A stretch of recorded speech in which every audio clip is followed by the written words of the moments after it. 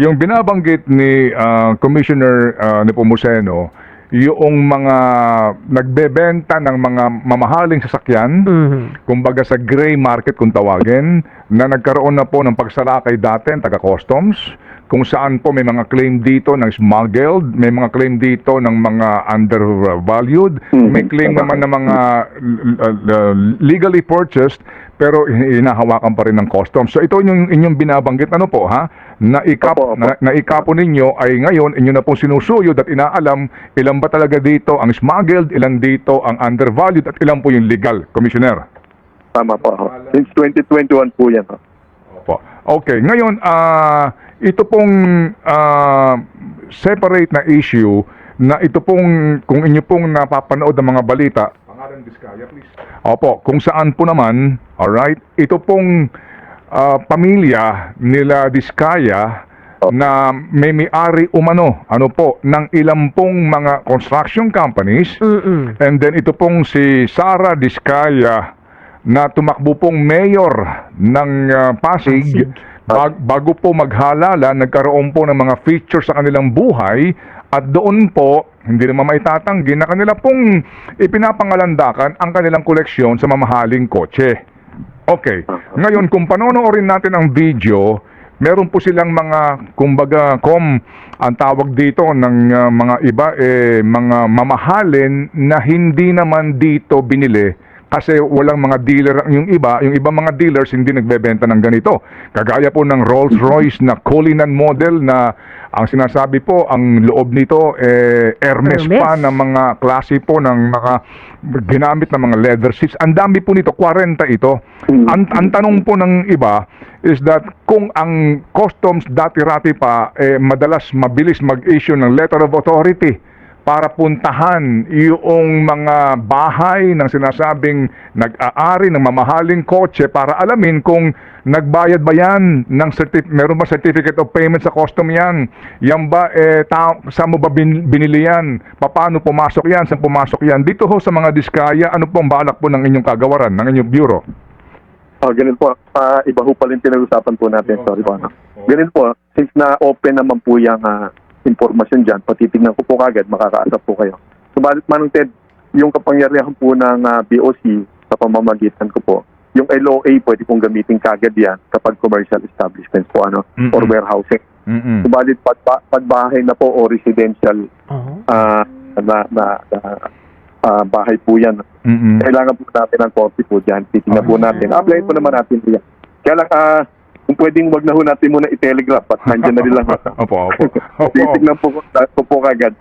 Ngayon ko lang po narinig, sorry po, inaamin ko. Nakapokus po ako dun sa talaga yung 640 vehicles since 2021. Ibang bagay po pala yun. Opo. Yes sir. So kasi itong si Maricel, kanina pa, sabi ko sa kanya, itanong mo na lang kay Commissioner kung talaga interesado ka na malaman ito. So sabi nga ni Commissioner, ibang topic yung kanyang binabanggit kanina.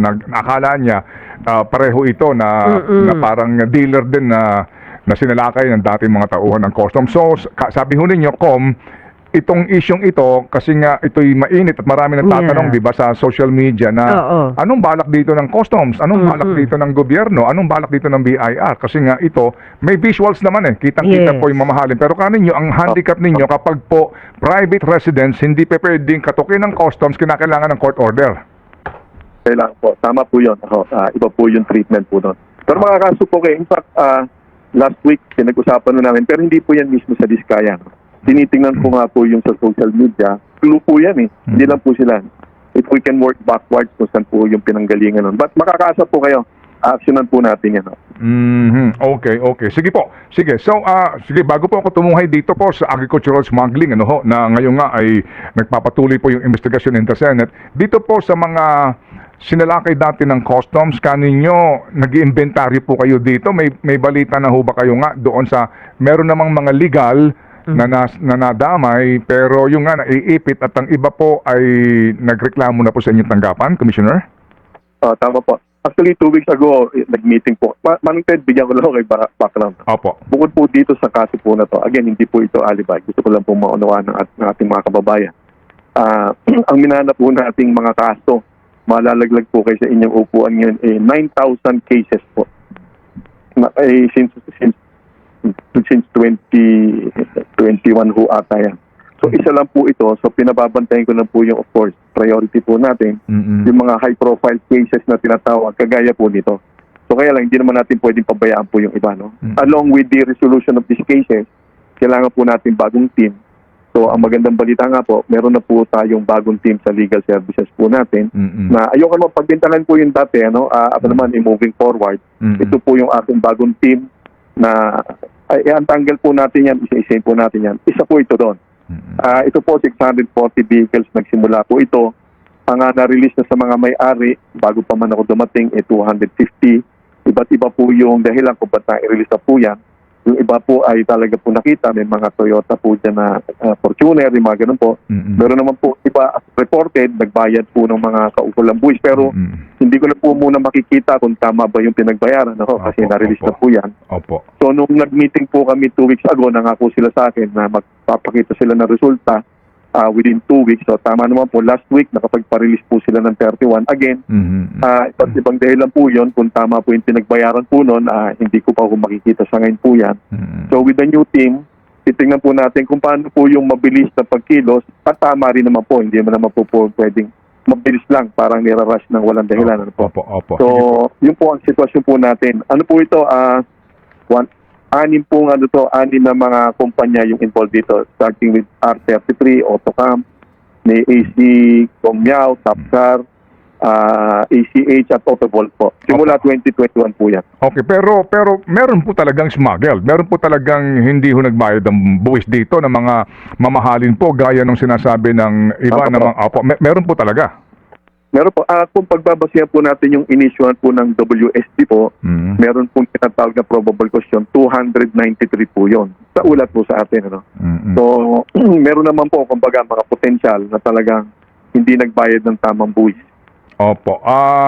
At ano po ang disposition diyan? Kailan po ito malalantad para po idaan na sa sa subasta o auction yung klaro po na mga Sela, Lamborghini, Ferrari, mga luxury, McLaren na mga talaga namang ipinapangalandakan ng mga may-ari niyan.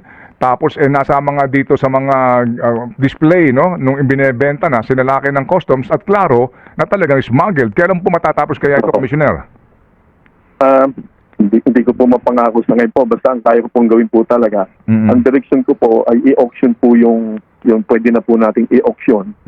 Dahil hindi po ako niniwala dapat po sa akin po yan. Sayang naman po yung pagkikitaan po dyan. Provided, gagawin po namin na tama po yung auction. Ibig sabihin yan, tama yung minimum of floor price sang-ayon po sa merkado. At sang-ayon din po doon sa meron pong kumbaga magiging interesado po mag-bidding. Kaya ko lang po i-commit, Manong Ted.